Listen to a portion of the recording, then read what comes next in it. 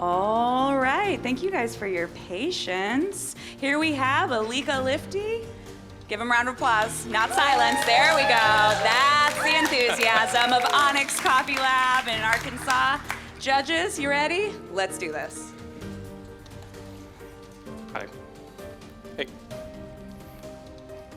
Hi.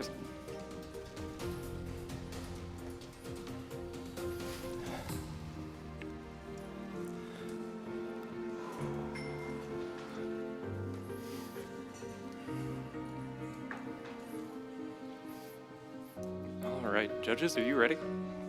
Okay, can I get my music, please? Wait.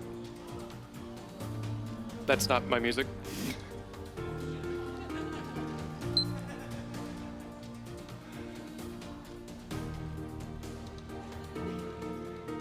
It's on the Samsung.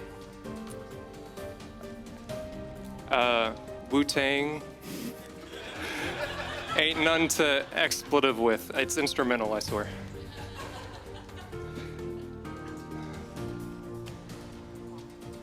Yeah. Okay. Time. Hello, judges. I'm Elika Liftee from Onyx Coffee Lab, and I'd like to welcome you here as my customers. At Onyx, our motto is never settle for good enough. As a trainer, I've made that motto my own through what I've come to call disciplined innovation. Disciplined innovation seeks excellence through small changes that lead to larger, more sustainable change. Today, I'm happy to share 3 examples of how this relates to your cup. I've provided some menus for you to use as reference and also to take backstage. Starting with the production, aromas, and flavors of our coffee. Next, we'll learn my approach to brewing. And finally, we'll see how discipline and innovation result in an excellent and sustainable cup of coffee. Today, I'm sharing a naturally processed Colombian geisha from a farm known for their innovation. When I visited La Palma EL Tucán this summer, Felipe Sardi and his team showed me that innovation and also how important discipline is to their practices. To improve the biodiversity and long-term health of their farm, La Palma cut out a large number of mature geisha trees to reintroduce native plant species. This now healthier terroir produces more nutrients and sugars in the cherry. They also expanded their raised beds to increase the amount of natural processing they can do. Naturals that use 90% less water than traditional processing methods. At the same time, imbue more glucose and fructose from that sugar-rich cherry into the seed, resulting in more sweetness in your cup.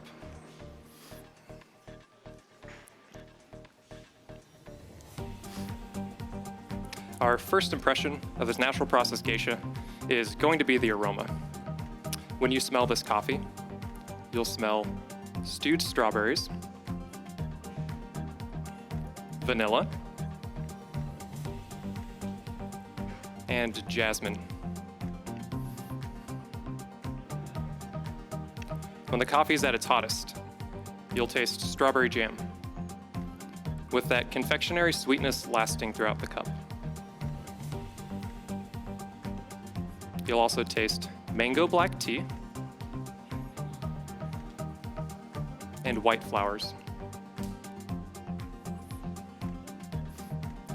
When the coffee becomes warm, strawberry remains, mango ripens to ripe mango, and black tea and white flower combine, and we experience cherry hibiscus tea, which is like a red fruit flavored floral tea. And this coffee is actually my favorite when it's at its coolest. When you taste it, the strawberry kind of mellows out. We get fresh watermelon. You'll still taste mango and cherry hibiscus tea. The acidity is medium-high, malic, that's sweet like a cherry and gently intensifying as the coffee cools, becoming more tart, mouth-watering, and slightly drying, like a Honeycrisp apple. The aftertaste is long and sweet. Starting hot with strawberry sweet tea and cooling to cherry hibiscus tea. The body is medium, silky smooth, and round, becoming medium low and lightly airy in the finish. These competitions are known for standing at the forefront of coffee innovation, but they've also been accused of coffee waste. I wanted to innovate my recipe in terms of flavor to bring out that sweetness, body, and complexity from our natural process geisha. But I also wanted to be disciplined in my use of resources. And so I've dosed 10 grams of coffee into my Kalita waves, letting me serve you with a total of 30 grams. I'm pouring 150 milliliters of water at 205 degrees Fahrenheit for a 1:15 ratio that extracts my coffee to our target 23% and providing a balanced concentration of flavor. You may also notice I've preheated our glasses with 7 milliliters of hot water. This will heat the glasses to make it really pleasant, and it will stretch those flavors to a more palatable concentration so we can experience all of those flavors. I'm also using the Melodrip Lift, which is a freestanding version of a traditionally handled tool. It rests on top of my Kalitas, and it reduces the force of my pour into a gently dripping stream. When we pour directly with our kettles, we directly agitate the brew bed and discharge microparticles down and out through our filters. Those particles obscure our palates and mask our awareness of flavor. The gentle drips of the Melodrip help to reduce and control that agitation, virtually eliminating particle discharge and thereby amplifying our perception of flavor and acidity. I ground our coffee like a coarse espresso with particles at or below 400 microns, because grinders at this setting are more accurate, providing me a more even grind distribution. And particles of this size have a very high surface area and a very low mass. This allows our water to quickly penetrate their surface, extracting more oils and sugars before plateauing at our target extraction percentage of 23%. When I was experimenting with our recipes, I free kettle poured this recipe, and I can achieve the same extraction due to the grind size, but it drains in 6.5 minutes due to choking of our filter, and we get noticeably less flavor clarity. The Melodrip also helps to infuse heat and unconcentrated water into our slurry, allowing us to achieve that same extraction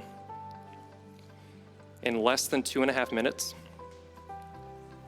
with noticeably higher flavor clarity.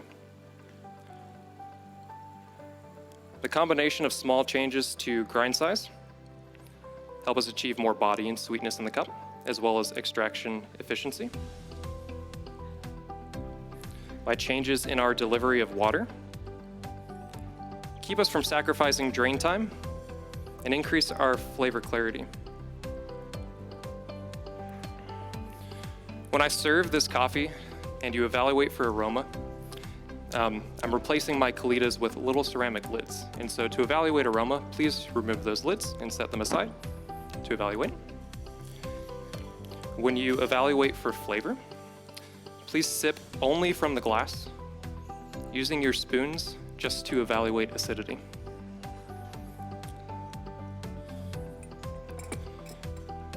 Judges, we need to be innovative to push our industry forward, but we need to be disciplined to keep this industry sustainable. La Palma's example of disciplined cultivation, as well as innovative brewing, will help them achieve long-term stability. They grow less geisha today so that they can keep growing geisha for the next generation.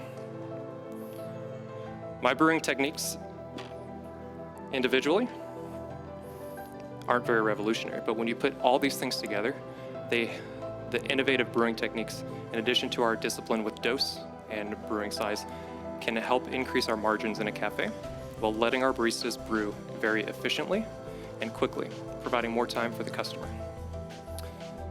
Judges, please evaluate, enjoy. Reminder, please remove those lids to evaluate the aroma. La Palma and myself serve you this coffee today so that we can keep serving coffee like it for many years to come. Thank you, judges. In time. Hey, Thanks. Elika on Fleeka. That was great. That was a good You rhyme. stand here. Okay. So yep, there, yep, okay. We're gonna move this way just a little bit. Yep, there you are. Okay.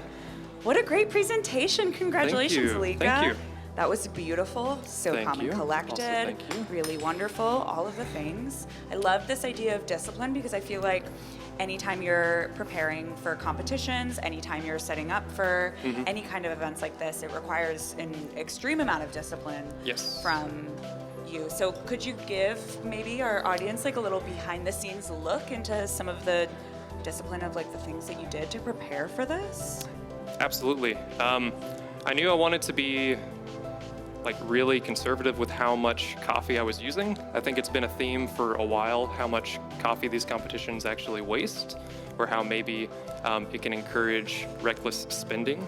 And so I really wanted to show that we can brew really well with less resources and not have to be waste, and we can really just pay attention to what we're doing. Because that's really the theme of how I think our generation and the next generation need to act to keep our industry sustainable. Yes. Wow. Yes. Very true words. That's incredible. Thank you for sharing that. Thank you. Speaking of thanks, look at that segue. Hey, who would you like to thank? I would like to thank Isaiah Sheese. He's taken the place of Gabe as my primary flavor director. I'd like to thank Onyx. Our team is amazing. They've spent their time not only just like helping me move things and taste things and just being comforting and supportive. I'd like to thank my wife, who listens to me talk about coffee on our little kitchen island while she watches The Mentalist.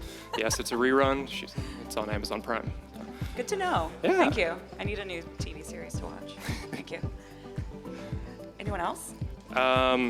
Yes? Keep going. I'd like to thank Tyler Duncan. I'm thinking he took a video of it. That's okay. Tyler Duncan is also just really cool. Yeah. Good people. Yeah, he smokes really great meat. Heard. Yeah, that is true. So I would like to thank him for that because he made some during prelims and it was delicious. Fantastic. Yep, I'd like to thank you. You're doing a great job. Thank you. Yep, and you give oats to people, right? I do. Yeah. Yes. Liquid ones. Liquid yes, oats. Correct. Well, Elika, congratulations. This was fantastic. Thank Let's you. go ahead and give Elika one more round of applause from Onyx Coffee Lab.